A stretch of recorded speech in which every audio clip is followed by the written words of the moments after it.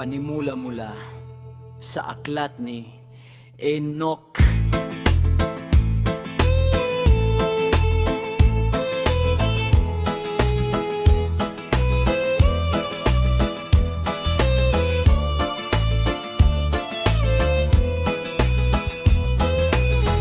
Pagkalipas ng ilang panahon, sinabi ni Enoch, ang aking anak na si Matusalem ay kumuha para sa kanyang anak na si Lamek ng isang asawa na nagdalang tao, at nagsilang sa kanya ng isang lalaki na ang katawan ay maputi gaya ng hamog na nagyelo, at ang mga pisngi ay mapupula gaya ng bulaklak ng rosas. Ang buhok ng kanyang ulo ay maputi gaya ng lana, at kasindami siya ay may magagandang mata na nagniningning gaya ng araw, at nagbibigay liwanag sa buong bahay. Kapag idinilat niya ang mga ito, pagkalabas pa lamang niya sa kamay ng hilot, ay nagsimula na siyang magsalita sa alahaya ng may katwiran. Natakot ang kanyang amang si Lamek sa kanya, ang sanggol na si Noe, at tumakbo pumunta sa kanyang amang si Matusalem, at sinabi sa kanya, isang anak nga na lalaki ay ipinanganak sa akin.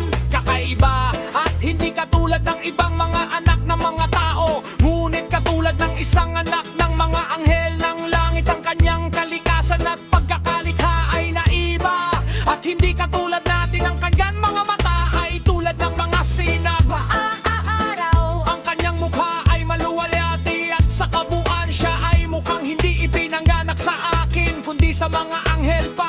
at ako'y natatakot na may isang kamanghamanghang bagay na gagawin sa lupa sa kanyang mga araw.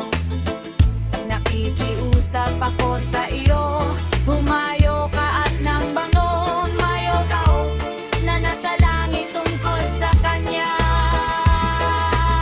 Pumunta nga si Matusalem at nakita ako sa dulo ng mundo, at sinabi sa akin ang nangyari. Pagkatapos ako, si Enoch ay nagsabi sa kanya na sa mga araw ng batang iyon, isang malaking baha ang sisnira sa lupa, at lahat ng mga naninirahan doon maliban sa isang iyon at sa kanyang tatlong anak na lalaki. Ang mga naninirahan na ang maaanak ay nagkaanak ng mga higante.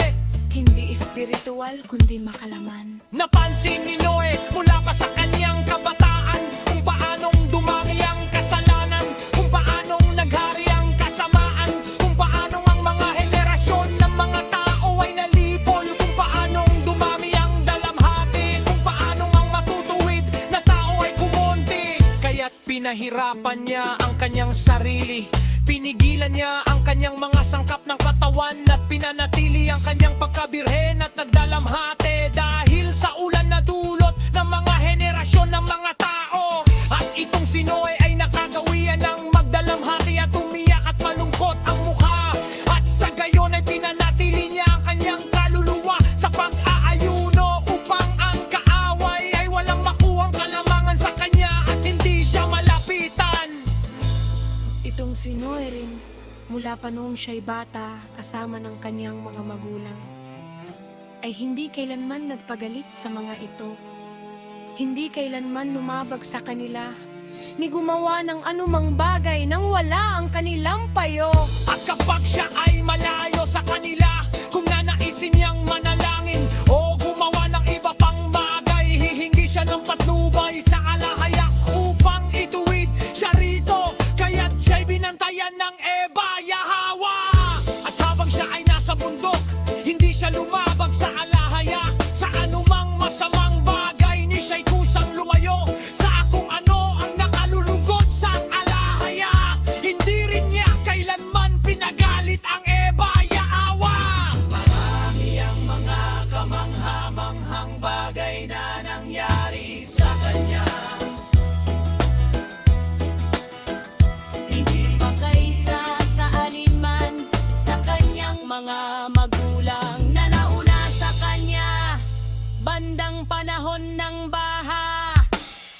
Nagpatuloy si Noe sa kanyang pagkabirhen at sa kanyang pagsunod sa alahaya sa loob ng 3 na taon. Ngunit pagkatapos nito ay nalugod ang alahaya, nabigyan siya ng binhi, kaya't nagsalita siya sa kanya na sinasabi, Bumangon ka, O Noe, at mag-asawa ka, upang sa kanya ay magkaroon nga ng maana. Marinig poging ka, aliwan sa iyo, sapagkat ikaw ay naiwang mag-isa, at ikaw ay aalis sa lupaing ito, patungo sa ibang lupain, sapagkat ang lupa ay tatahanan ng iyong mga inapo.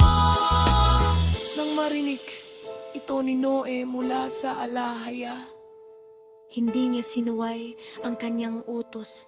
Sa halip ay nag-asawa siya, na ang pangalan ay Haykal, ang anak na babae ni Abaraz, na kabilang sa mga anak ng mga anak ni Enos, na napariwara. at siya'y nagsilang sa kanya ng 3 anak na lalaki, sina Sem,